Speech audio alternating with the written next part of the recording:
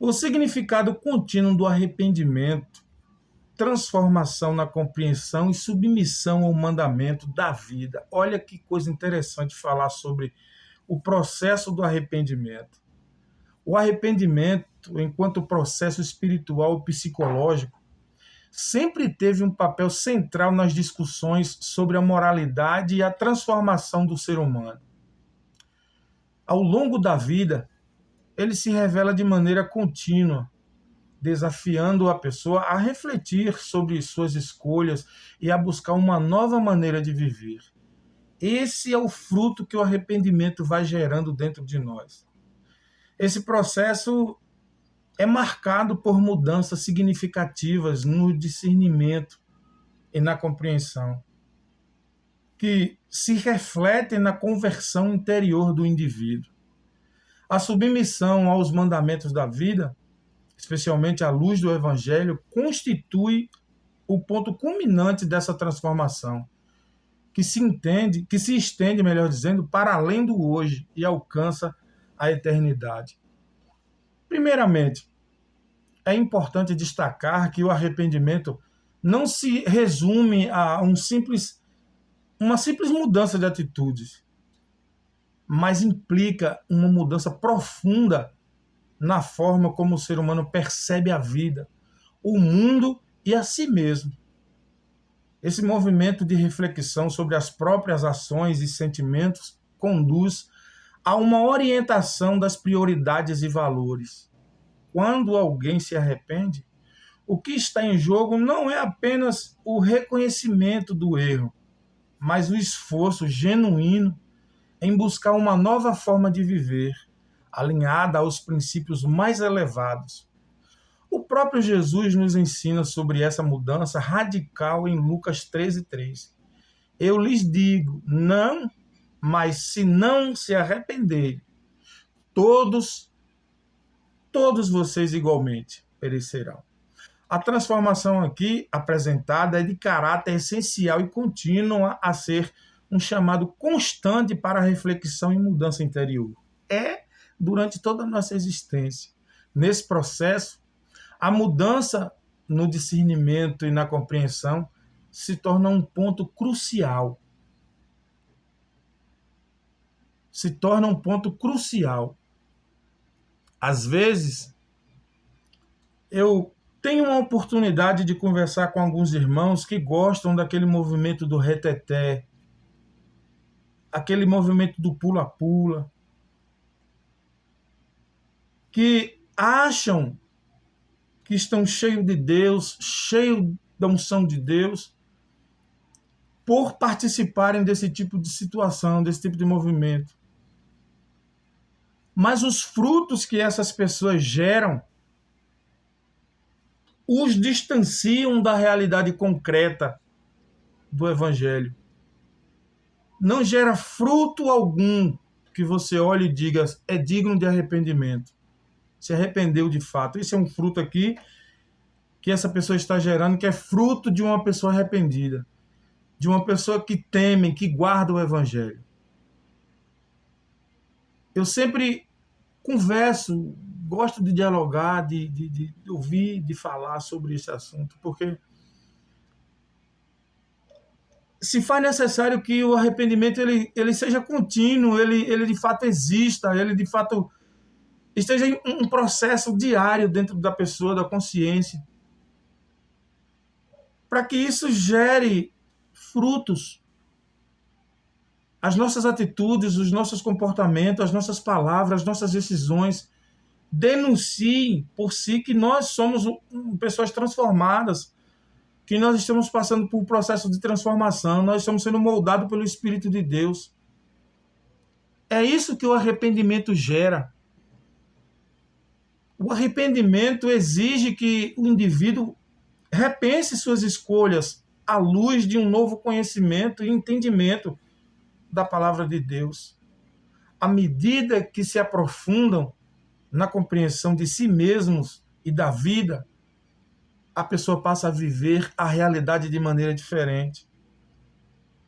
Essa visão renovada se reflete na conversão, um momento de entrega e transformação do ser, interior da compreensão.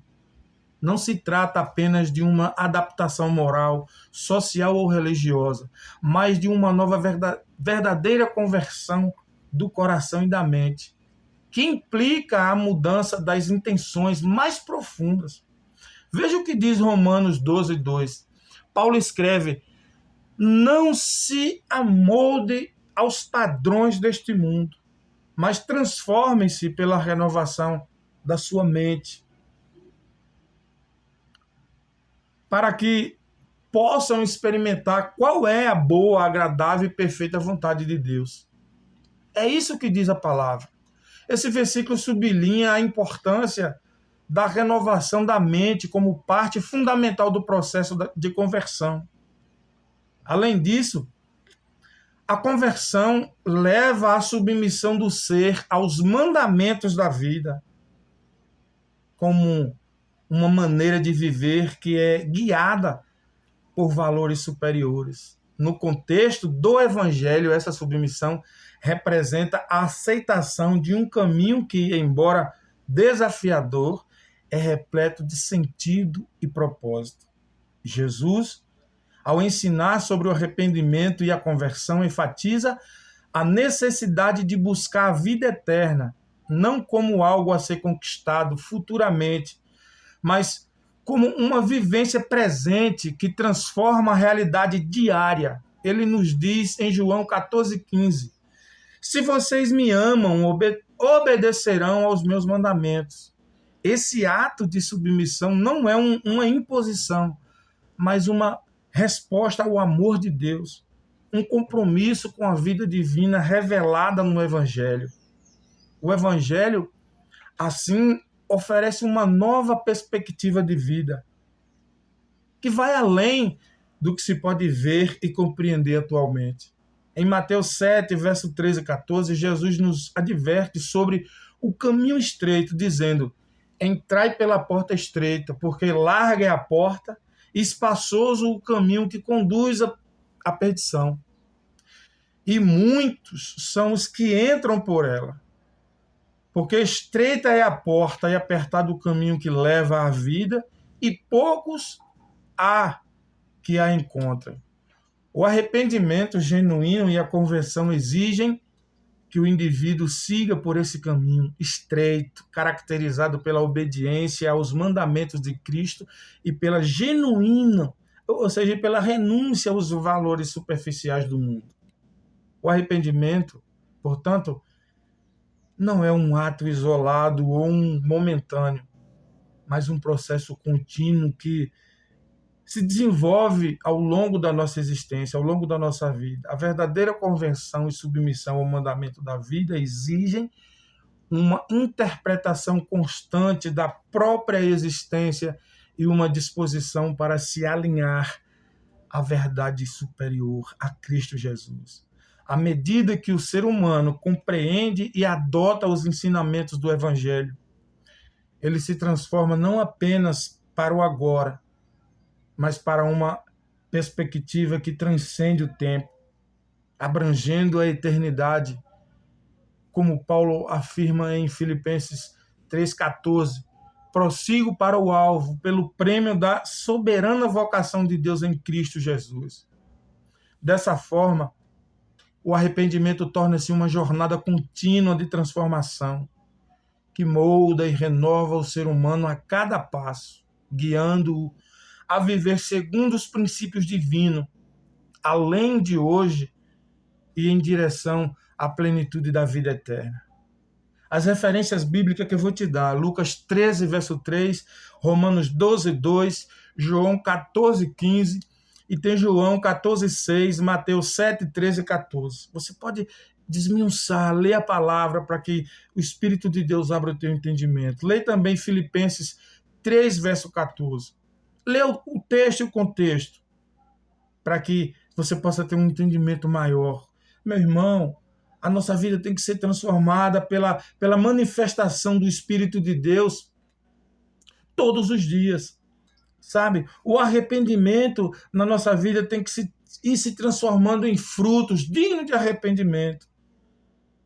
de modo que você nem perceba, mas os outros olhem e vejam Deus na sua vida. Não é você que vai estar se oferecendo. Não, eu sou arrependido e agora sou cheio de Deus. Não. É a sua maneira de viver que denuncia que você vive no reino de Deus, que você é arrependido, que você é uma pessoa transformada dia após dia, um processo contínuo. Que essa palavra possa transformar a tua compreensão de modo que o evangelho gere frutos na sua vida para a glória de Deus.